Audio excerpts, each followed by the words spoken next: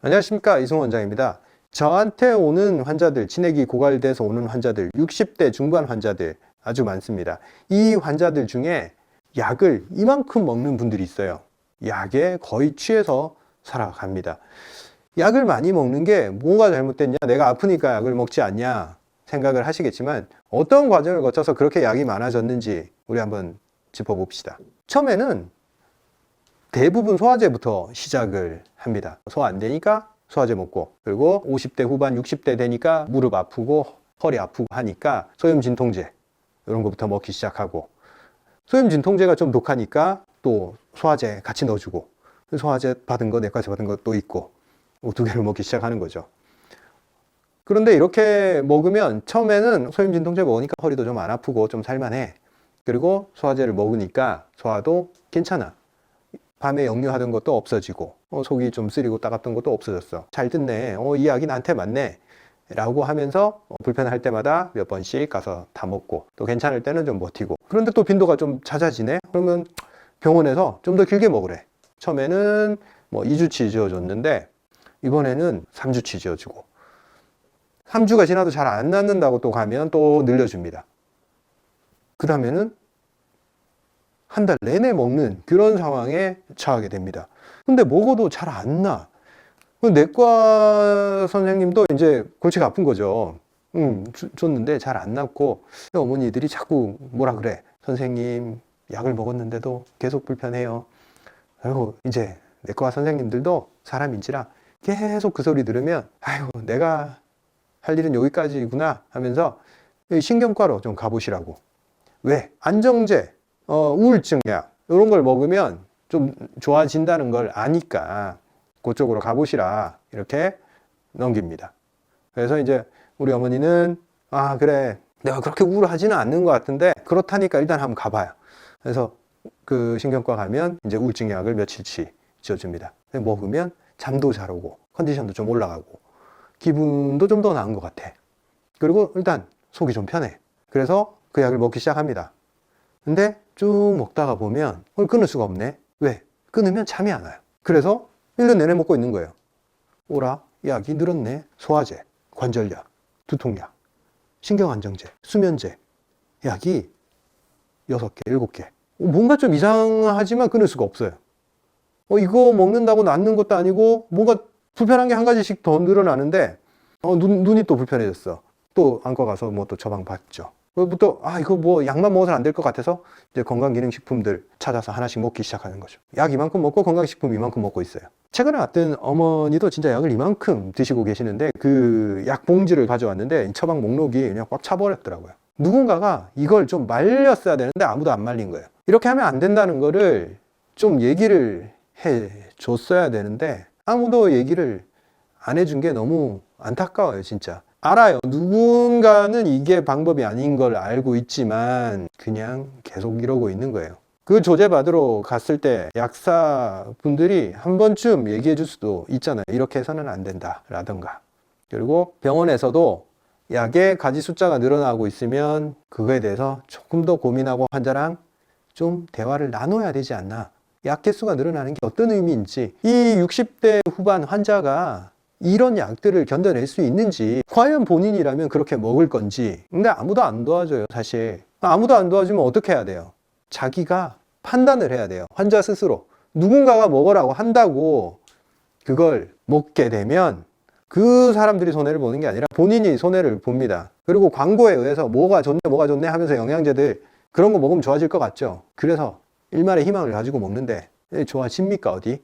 이게 어머니가 일상생활이 안 되는 상태였어요. 소화도 안 되고 잠도 못 자고 의욕도 없고 살아가는 게 힘들다, 이런 말씀을 계속 하시더라고요. 그리고 몸은 당연히 그 약들에 의해서, 제가 진액이 고갈된다 원인 중에 60대 중반 환자들의 주 원인 중에 한 가지가 약물 과다 복용, 약들을 너무 사용하고 있어요. 이 약들이 무슨 역할을 하는지 정말 짧게 쓰는 약들이에요. 소염제든 진통제든 두통약이든 그런 것들이 전부 다 짧게 어떤 기전을 조정을 해서 분비액을 막거나 분비 시스템을 바꾸는 거예요. 근데 그게 몸 전체 밸런스에 굉장히 영향을 많이 줘요, 실질적으로. 그래서 짧게 쓰고 빠져줘야지 원래 몸이 하던 일들을 복구해 나갑니다. 그러니까 너무 힘들 때 잠깐 도움을 받는 거, 사실 뭐 그것도 안 하는 게 좋아요. 처음부터 손을 안 대는 게 더 좋다고 생각을 합니다. 근데 조금 효과를 보니까 결국에는 거기에 빠져드는 거죠. 그래서 약물 개수가 뭐 6개, 7개 이 정도까지 오면 몸이 버텨내기 힘들고, 약에 의해서 굉장한 부작용들. 근데 그거를 너무 뻔히 보이는데도 그 어머니들은 이거를 인지를 못 하세요. 그냥 내가 나이가 들어서 이렇게 점점 안 좋아지는구나 하면서 약을 하나를 더 먹어야겠네, 어디 갈까, 어느 병원에 가서 물어볼까, 내가 더 아픈 게, 이렇게 가요. 그 약들 때문에 지금 문제가 더 생기고 있는 거를 눈치를 못 채요. 놀라운 일이에요, 실제로. 저는 어떻게 하냐, 이 정도 취해 있으면, 약에 취해 있으면 어머니 아무리 고통스러워도 일단 다 끊읍시다. 그게 당장 오늘 다 끊는 게 어머니한테 조금의 어떤, 그걸 안 먹었을 때 고통이 요만큼 발생할 수 있겠지만 약들에 의한 부작용들은 막을 수 있지 않냐, 저를 한번 믿어달라. 그 약들이 해결해 줄 수 있는 건 이미 없다. 그러니까 끊자. 병원이나 의사나 누가 약을 먹어라 했을 때도 비판 의식이 있어야 됩니다. 이게 과연 내 몸을 진짜 고치는 약인지 아니면 일시적으로 증상을 완화시키는 약인지, 그걸 판단해야 되고, 약을 먹었을 때 내 몸에 나타나는 부작용을 꼼꼼하게 체크해야 됩니다. 어떤 힘든 일들이 일어나는지.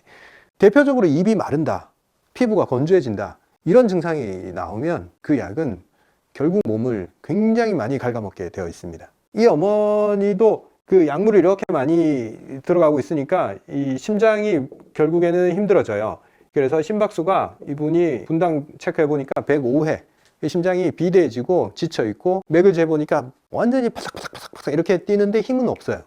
그러니까 우리가 이걸 빈맥이라고 하는데, 맥박수가 높아진다는 의미는 적은 박동수에서 내 심박 출량을 확보를 못하니까 횟수를 늘리려고, 몸이 살라고 심장 피가 필요하니까 더 많이 일해서 나한테 피를 좀 다오, 그런 신호를 주는 겁니다. 그래서 심장은, 집단에는 열심히 하려고 105회나 뛰고 있는데 조직은 말라가는 거예요. 내 세포는 받아야 될 수분과 혈액과 영양소를 못 받는 거예요. 그래서 진액고갈 상태가 되어버리는 겁니다. 대변도 엄청난 변비에 시달리는데, 그나마 녹즙 같은 거 짜 먹고 뭐 채소 먹고 해서 그런 걸 먹어야지 이제 좀 나온다는 거예요. 촉촉함이 들어와야지만이 변이 만들어지는데, 채소 같은 걸 먹으면 무조건 좋긴 한데 약물의 독성을 이겨내지를 못해요. 몸이 해독을 못합니다. 그래서 일단 약부터 다 끊어야 됩니다. 약부터 끊는 게 치료의 시작이고, 물론 뭐 이 중에 바로 끊었을 때 문제가 되는 약들은 끊으시면 안 되고, 내 몸이 회복되는 노력을 통해서 조금 회복되는 신호를 보일 때 수치들을 다 체크를 해서 수치들이 안정화되는 걸 봐가면서 서서히 끊어 나가면 됩니다. 근데 제가 이분한테 다 끊으라고 한 거는 다 끊어도 다 무방한 약들이었어요. 그래서 같이 상의해서 환자분께서 동의하고 같이 약을 다 끊고 치료해 가고 있습니다. 굉장히 반응이 잘 나오고 있습니다. 재밌게도 약을 끊고 나서 잠을 더 잘 잤다, 그리고 소화가 더 잘 됐다, 이 표현을 제가 확인을 했습니다. 참 재밌죠. 단순한 지금 먹고 있는 약을 끊었을 뿐인데, 내가 좋아지려고 먹고 있었던 약인데 그걸 끊음으로 인해서 내가 치료하기 위해서 먹었던 약보다 더 좋은 효과를 보였다는 거. 이미 이 약은 효용성이 없는 거예요. 당장 끊을 수 없는 약들은 심장 관련해서 처방받은 약들, 그리고 혈압약을 복용한 지가 오래돼서 강도를 더 높여왔다거나 그런 약들, 그리고 당뇨 관련 약들 복용 중이고 혈당 조절이 잘 안 되는 상태에서 좀 고농도로 복용하거나 이제 인슐린 주사를 맞거나 이런 경우에는 당연히 끊으면 안 되겠죠. 그리고 생각보다 장기적으로 먹어서 별로 문제가 안 되는 약들은 강도가 약한 약들이에요. 이런 갑상선 약들은 뭐 계속 먹어도 문제가 없고, 저런 약들은 큰 해가 없습니다. 저랑 치료하시는 분들은 저랑 계속 상의해서 이 약들을 어떻게 끊어 나갈까, 앞으로 내 남은 생애 동안 약에 덜 의존한 삶을 살아갈 수 있을까, 이걸 같이 고민합니다. 그러니까 저한테 안 오시더라도 담당 이제 진료하시는 의사 선생님들이랑 논의를 해야 돼요. 그냥 주는 대로 다 먹으면 약 개수는 늘어날 뿐입니다. 어떻게 하면 약을 줄일까, 어떻게 하면 강도를 낮출까, 어떻게 하면 안 먹을 수 있을까, 계속 물어보고 상의를 하고 그 의사를 표현을 해야 됩니다.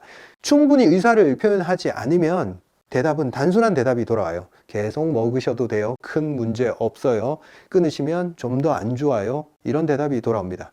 그런 대답이 돌아오더라도 의지를 꺾지 마시고 줄이는 게 살 길이다. 약을 늘리지 않는 게 살 길이다. 지금 먹고 있는 약을 줄이면 줄일수록 몸은 더 자생적인 회복력을 가질 수 있다. 이렇게 생각하시고 좀 더 건강한 생활에 다가서는 그런 습관들을 하나씩 반복해서 내 생활에 도입하자. 제때 일어나고 제때 자고, 내가 지금 불면이어서 잠 시간이 많이 줄어 있더라도 아침 일찍 일어나서 힘들지만 그날 하루를 버텨주고, 그렇게 습관을 처음 하루가 힘들지만 그걸 계속 반복해 나가야 된다. 그리고 식사를 제때 하셔야 됩니다. 위가 습관을 가지게 패턴을 만들어줘야 되고, 하나하나의 습관이 쌓이면 결국 변화는 일어나게 되어 있습니다. 용기를 잃지 마시고 건강해질 수 있다라는 사실만 믿으시면 됩니다. 오늘 영상 도움이 되셨다면 구독, 좋아요 부탁드리고, 구독, 좋아요를 누른다는 의미가 유튜브에서는 어떤 의미냐면 이런 정보가 도움이 되는 사람한테 정보를 전달한다, 이런 의미를 가져요. 그러니까 지금 구독자분께서 도움을 받았다 생각을 하시면 구독, 좋아요 눌러주면 누군가한테 좋은 영향력을 행사할 수 있습니다. 다음에 찾아뵙도록 하겠습니다. 감사합니다.